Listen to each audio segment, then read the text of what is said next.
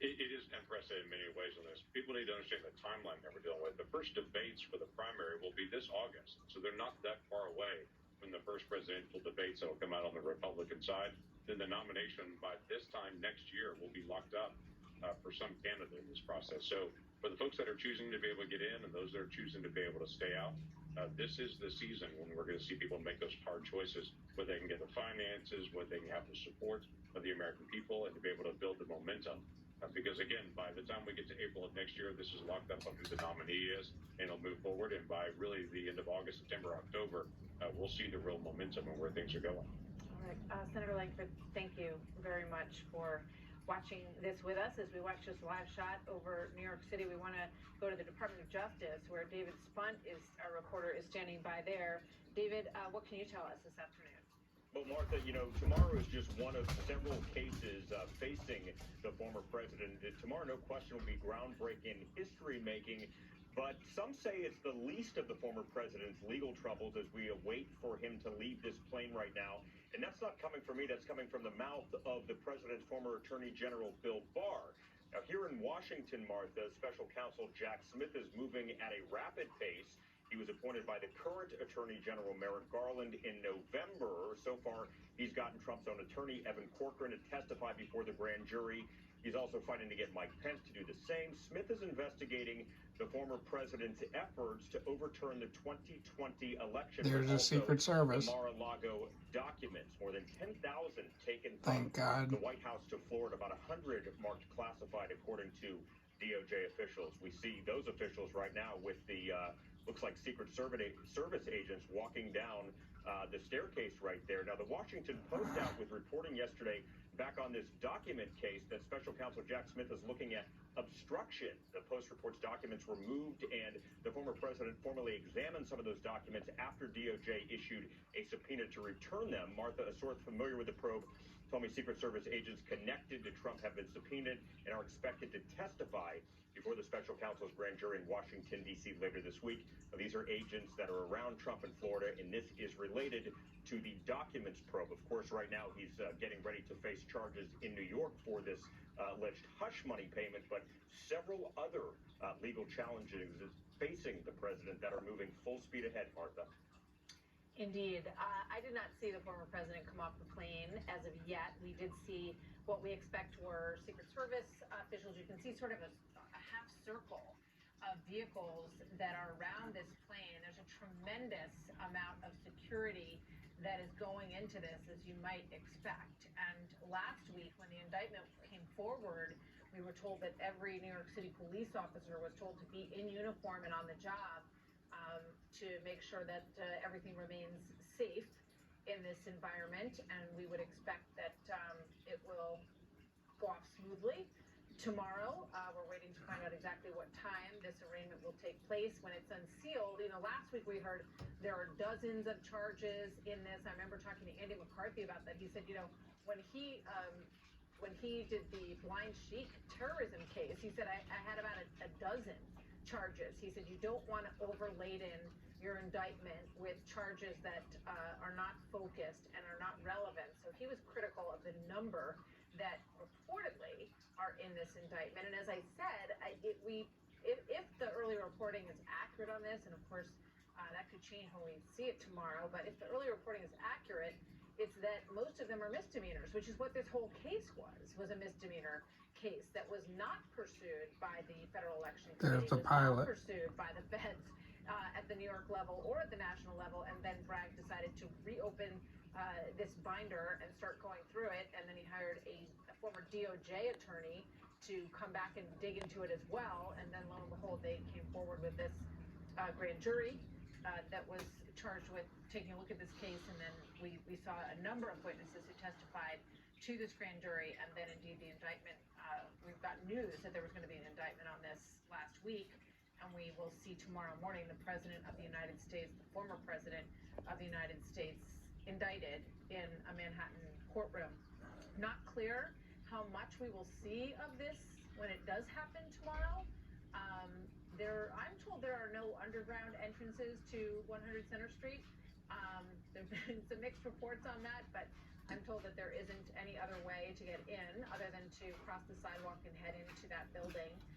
So I would imagine that we will at least see the president at some point. I think there's discretion that will be involved over what other images we might see, whether we end up seeing a mugshot or not, remains to be seen as this all plays out tomorrow. But, it is a sad situation to see a former president of the United States going through this process. But as David Spunt points out, there are other situations that the president faces as well. And reports over the weekend that the classified documents part of this story at Mar-a-Lago is also sort of a plot that is thickening at this point. Bill Barr pointing to that as what he sees as the more problematic of the cases that the former president faces.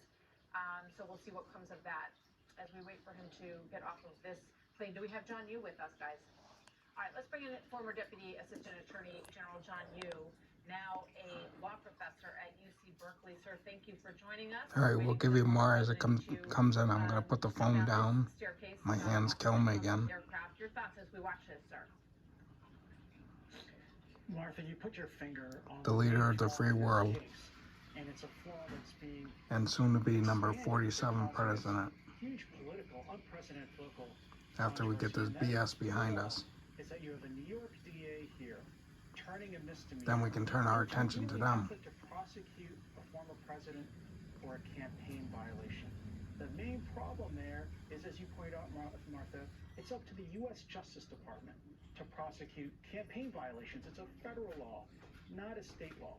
And so when DA Bragg attempts to use this misdemeanor just as a platform to get at this campaign finance violation, which is the payment of the $130,000 in hush money to Stephanie Clifford, he's actually seizing from the federal government its right to decide whether and how to enforce the law.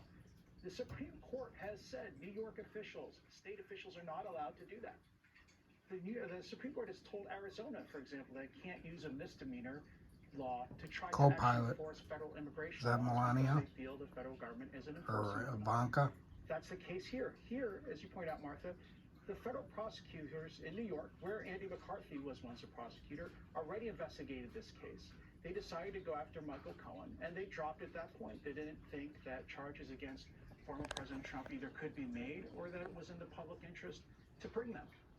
In exchange for that, we are going to violate a 235-year norm of not using the criminal justice system to go after our former presidents or to go after any of the candidates for the presidency of our major political parties. I think that's a grave political Getting close for him coming off. It just off. makes our own legal and political system much more unstable than it was before Bragg launched this investigation.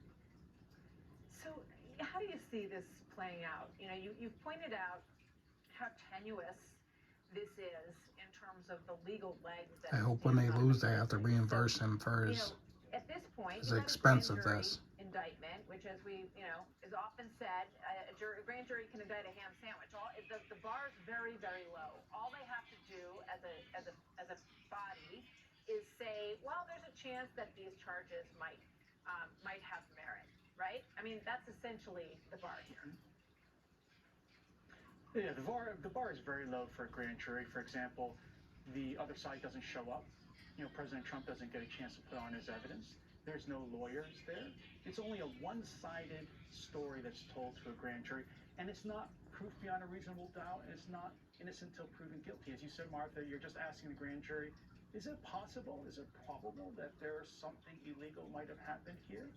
It's not the high standards that apply to a courtroom trial. So as you say, Martha, it's much easier to indict someone than it is to prove something out. But here's the bigger problem, I think, is that because these cases, this legal theory is so tenuous, because the facts are even more tenuous, relying on the testimony of Michael Cohen, a convicted federal felon, because those are so tenuous, it's going to undermine, I think, public faith in the integrity of the justice system for the really important investigations.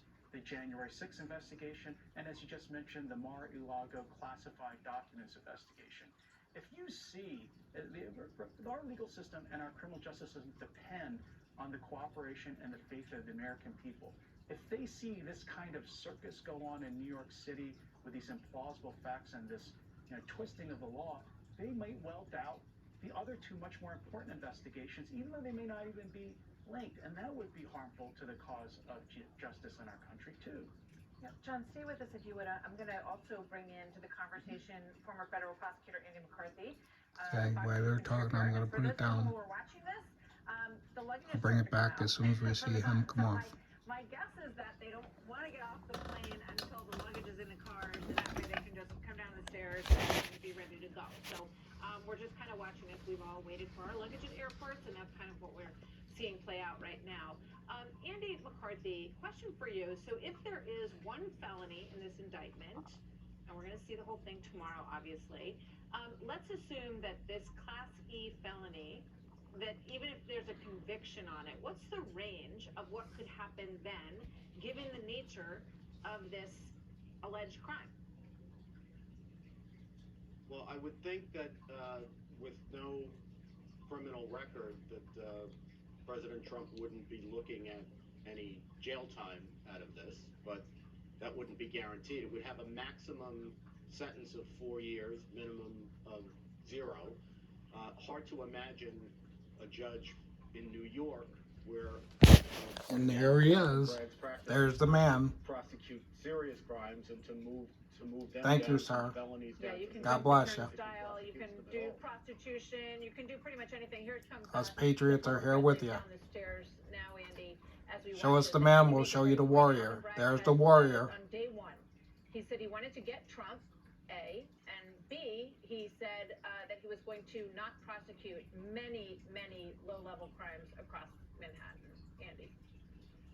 Yeah, well, and it's mission accomplished, it looks like, but I imagine that for the average person in New York, where I grew up, as opposed to the average, progressive Democrat activist, they would rather see the street crime prosecuted aggressively and keep the politics, the politics out of law enforcement and the electoral process. That's a really sad situation because a lot of people who, and it's, there's crime everywhere. In God New bless York, you, but, patriots. We'll be bringing you more as it comes in. God bless. Please subscribe.